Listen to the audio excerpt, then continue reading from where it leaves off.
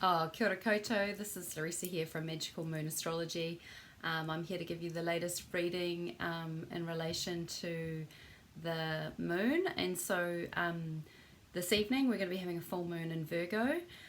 This will take place really in the early hours of tomorrow morning in Aotearoa time, happening at 1:40 a.m. So basically the full moon in Virgo, what this can do for us is shed some light on our day-to-day routines and our systems and processes.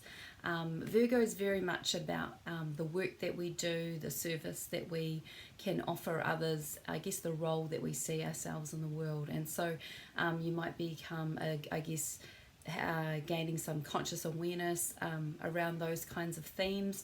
Also, it's an opportunity to reflect on our health and our well-being and the things that sustain us. So Virgo is very much about the moment, the day, the way that we operate in our day-to-day life. And so it can lend us some energy and an opportunity to be able to reflect on, I guess, like getting our health in its best kind of order and things like that. So you might be examining maybe your exercise routines or your nutrition, having a think about your digestion, is it operating well. Virgo is very much about systems and very much includes our body system, and so being kind of mindful of what we consume is really important to Virgo. You'll know that anybody that has placements in Virgo, they're very kind of focused on their health and their well-being, but also their service to others, and so work is very important to them. So being able to think about those kinds of things and maybe doing a bit of a review in those areas, and having a think about ways that you might be able to give back to other people. The ruler of this full moon is Mercury, because Mercury rules Virgo, and so we look to the placement of Mercury at the time of the full moon, which it's just gone into this week. It's just gone into Pisces, which there's a lot happening in Pisces at the moment. A very compassionate sign, so there may be like a bit of a dreamy quality to this full moon. You might be sort of feeling a bit more visionary or in touch with I guess maybe your emotions a bit more readily, and full moons can sort of be much more emotional times anyways, and we can feel sort of heightened in that way, but the Piscean quality can kind of elevate that to another level as well, and definitely brings us in touch with our compassion. And kind of like how I said in my last video, it can give us some information around addictive qualities and things like that, and tendency to daydream and fantasize. Very good for creative writing and anything that sort of involves the imagination. The other aspect to the full moon as well is there's a tense square. So this is a 90-degree angle between the full moon and the sun and to Mars, and so there's what we call a T-square, and so that's sort of a tense aspect, and so there might be like still a level of fieriness taking place. Mars is all about kind of passion and assertion and potentially aggression, and it's still got a little bit longer, not very long, maybe probably up to the 15th or 16th of March, where it's in its shadow period.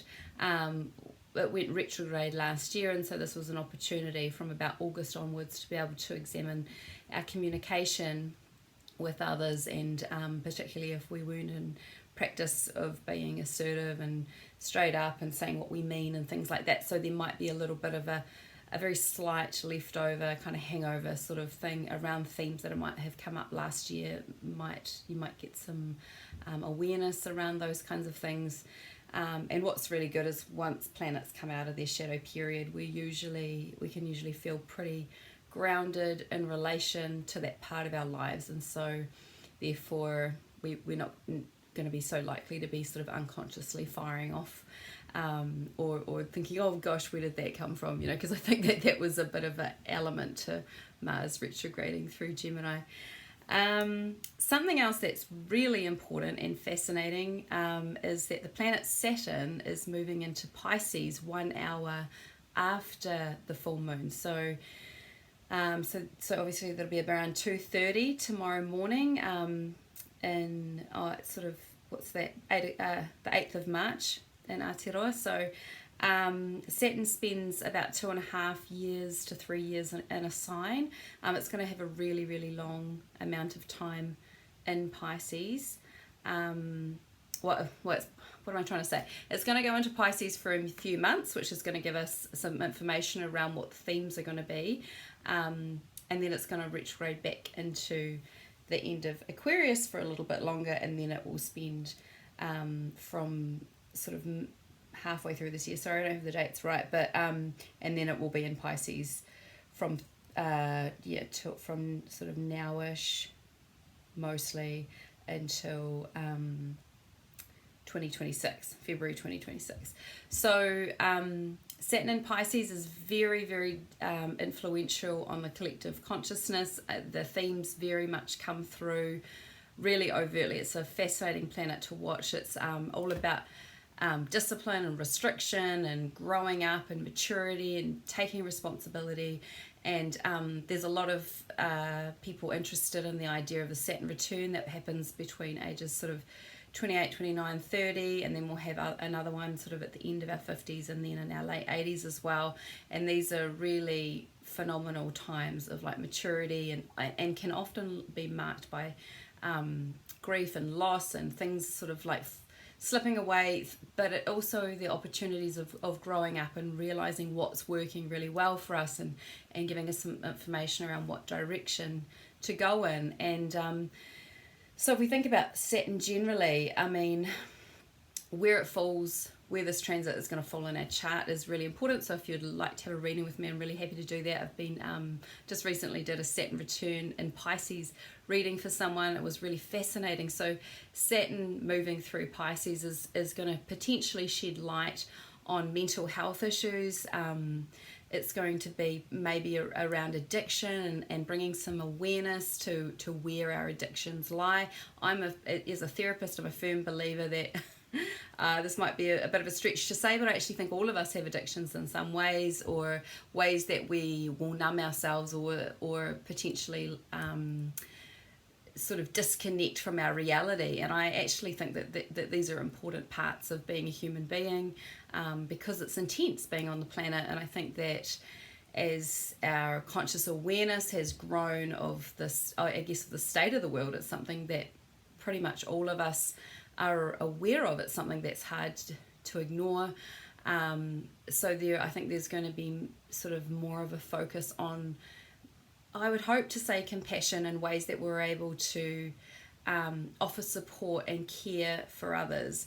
Pisces is very sensitive, but also it's about spirituality as well, and unconditional love, and this idea that we are all connected, that we are one. There's sort of like this merging flavor of Pisces, where we don't really want to see ourselves as separate from others. So I was doing a bit of research about this aspect, and I'm a little bit fascinated about it, but there potentially will be the idea of kind of maybe more kind of gurus emerging, people who feel like they might have the art, like leading collectives of people and things like that, who are sort of selling the answer to all the world's problems and things like that. I think it's really important to practice discernment here. This is the Saturnian element to it, and boundaries, and slowing down and sort of like recognizing where are we putting our focus, because Pisces can become very confused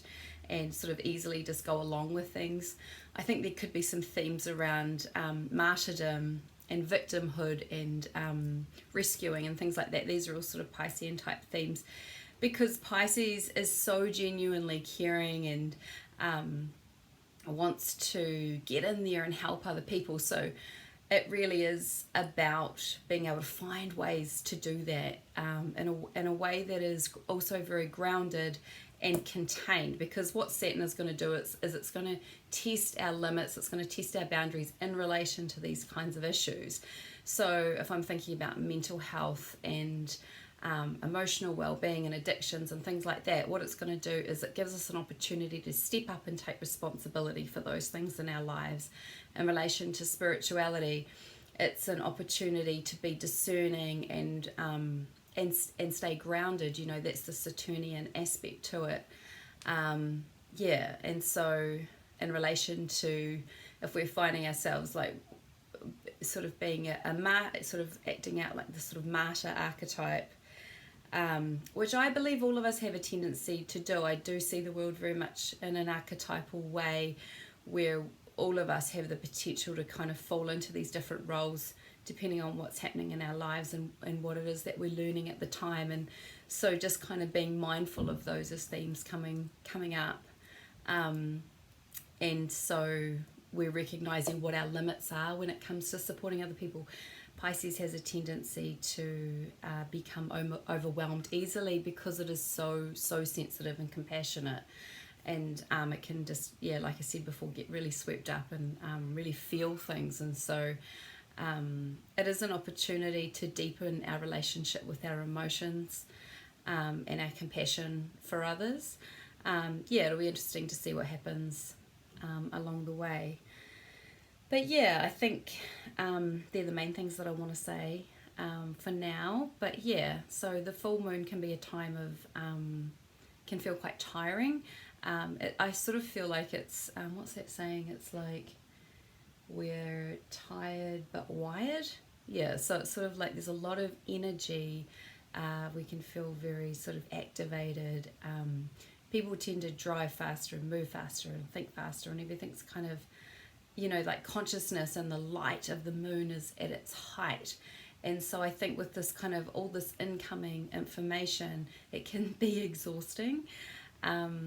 So sort of the opposite to the new moon in some ways, which I can also feel can be a bit tiring, but it's just that consciousness is lower, so we're sort of like more feeling our way through the dark, and it's sort of a much more intuitive time, whereas the full moon is more maybe insightful and like the penny dropping and things like that. So yeah, so make sure you take lots of rest, reflect on your health and your well-being, you know, think about how you might be serving others and if that's serving you as well and that's aligned with your values and your vision for yourself.